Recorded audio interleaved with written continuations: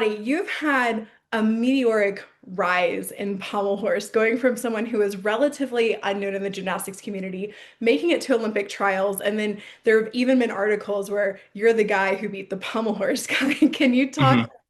what these last 2 years have been like and how that has affected your confidence? 2 years ago, so my junior year was largely based about like building my confidence like as like a competitor.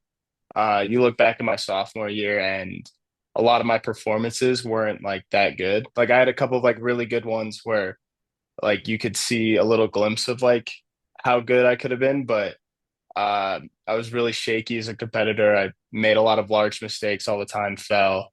And so my junior year was kind of spent trying to build that confidence like in myself, like when I go and compete. And you can kind of see that trend. Like the beginning of the season was kind of the same thing, like a lot of major mistakes or falls. And then towards the end of the season, you start to see like I was getting a lot more consistent at hitting my routine. Um, and that's kind of how like NCAA's went, and then trials and champs that year. There were still like the couple of days where I messed up my dismount at both competitions, still a little bit like shaky.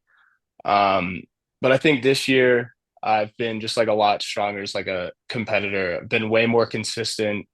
I was talking about it with Sergi towards the end of season throughout January to even last week at University Games, like I went 100% on hit sets throughout the year. Not all of the sets were good. Some of them were had some issues in them, but still like being 100% is just like a huge boost to the confidence and um being more like adapt as like a competitor on the field rather than like oh it's like a dice roll if he's going to do a good routine and stuff like that. You talked about your coach Sergi, and when I look at Air Force, I cannot think of a better place to be coached as a pommel horse worker because you've got Hmm. who has his own accolades on pommel horse, and then you've got Michael Reed, who has his name in the code of points and is also Yeah. a champion on pommel horse in his own right. And what are the really key takeaways that you have from having such an exceptional coaching staff at Air Force? Well, there's just a lot to learn, like a lot to get from every single one of them there. Like getting a correction from any of the coaches on the staff, is like pretty much guaranteed to help you if you like actually listen to it. And just having people there that like understand and can help coach through not just like the gymnastics part, but also help with like how you feel when you're competing or if you have like a really rough day and how to like take stuff from everything you're a part of. Like they're able to help coach with other aspects than just like squeezing tight and skills and stuff like that. When you were talking about your rise over your junior year and heading into Olympic trials, I know that that made you eligible for the WCAP program. So can you tell Mhm. the neutral deductions audience what the WCAP program is and how you were able to become a member of this program? So the WCAP program is a program within the Air Force that helps to give Air Force members the chance to still compete and get time to train for Olympic sports. So we have like track and field runners that are a part of it, wrestlers, a lot of different sports, Olympic sports that are part of this program. And every sport kind of has their own different requirement. Like I know for track and field, it's you have to be able at a certified race to run a certain speed or jump a certain height. For me, in gymnastics, the requirement to be a part of WCAP is to be a member of the national team within like I'm not sure what the distance is, like how many years from when you apply did you have to be on it. So when I made national team my junior year, that's what made me eligible to be a part of the WCAP program. And is it a program that it's just a one-time entry, like you've met the requirements and so you'll be able to stay in it through 2028, or is it something that you have to continue meeting benchmarks to stay a part of this program?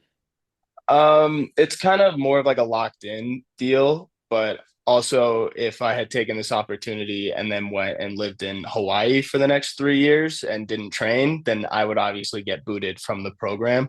So you still have to stay somewhat competitive in your sport while you're doing it. But if, let's say, I go to champs in a week and I have like the worst meet of my life and I don't make national team again, I'm not going to get WCAP taken away from me. Now, recently you competed at the FISU World University Games, and this was your first Mhm. major international team competition. Can you talk about the differences between competing as part of a team versus competing as an individual at the World Cups that you did earlier this year? The biggest thing was it felt a lot more like an NCAA competition than what a World Cup feels like. World Cups is kind of more of like a show up for an hour, hour and a half, do your business, leave. And it was definitely a lot more active, like watching everybody, watching all of my teammates compete. So it felt more like an actual team competition in that way. And I know when you were at the competition that probably a lot of other people don't know is that during the podium training, you were actually inquiring with FIG if you could get a Mhm. skill named after you. Can you walk us through what that skill is and what the response from the FIG was? So the skill that I was attempting was the Russian on single pommel to handstand dismount. It's been competed before, but from double pommel over, and I was doing it from a step up. We didn't realize before going into the competition that it was going to be a different skill. So I didn't go in thinking that I was going to submit and get my name in the code of points. I just thought like it's going to be considered this dismount and everything's fine. During podium training, the judges and FIG reps came up and told me that I would not get credit for that dismount because my entry into the into the dismount, doing a step up from leather was not considered the same as the double pommel entry into the skill. Um, and so we tried to submit it super quick, and FIG got back to us and said that it would be 1/10 lower in difficulty than what the actual dismount was. So it'd be the same as the dismount I've been competing for years. And so we decided that it wasn't worth the risk to try a brand new dismount that wouldn't change anything about my start value. So we decided not to do it during the comp. I know that you can resubmit or inquire with the FIG. Is that something that you and your coaches plan on doing to see if you can get the skill reevaluated? We're definitely planning on resubmitting it later. Not sure the exact timeline, but in the next year, trying to resubmit it. When I was watching your qualifications routine, it was would I think in your own words you said it was a little bit messy or a little bit goofy on Mhm. on Instagram. And I was wondering, did that have anything to do with competing a new skill? You increased your start value from a 5.9 to a 6.0, or was there anything else that contributed to that being maybe less than what you would have wanted it to be? I mean, the last time I competed was NCAA's, which was all the way back in April. So it had been like quite a bit since I have competed.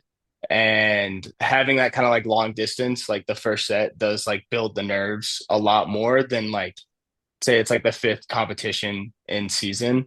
So I think that was just a big part of it was it was my first time back on a competition floor in a couple of months. And I think just a lot of nerves like building up. And then obviously throwing in another upgrade doesn't help with like having the highest confidence in your ability to do the set. I had done the reps before and knew that I was capable of doing the routine. I think it was just it had been a while, so I was a little more nervous than usual. This coming week, you're headed to the US National Gymnastics Championships. And typically, when athletes are going from a collegiate program, they wear the uniform from their collegiate team. And I'm curious, as you'll be stepping away from the Air Force Academy collegiate team, will you have the opportunity to design your own uniform? So for US championships, not yet. We just went with something quick and easy that GK had already had pre-made. So that's the uniform we'll be wearing. But we're definitely looking into making uniforms, especially to show off like the WCAP program and show like who I'm officially competing for now. That's really exciting, actually. And then, for the last question of this interview, can you talk about what are your specific goals for championships? Mhm. I mean, obviously, my main goal is probably the same as everyone else that's going out there is to try to get earn my spot on the world team. um, so I can go to Worlds in October. I feel like that's a pretty common goal for everybody. But like most competitions now, like I just want to do the best that I can in that moment.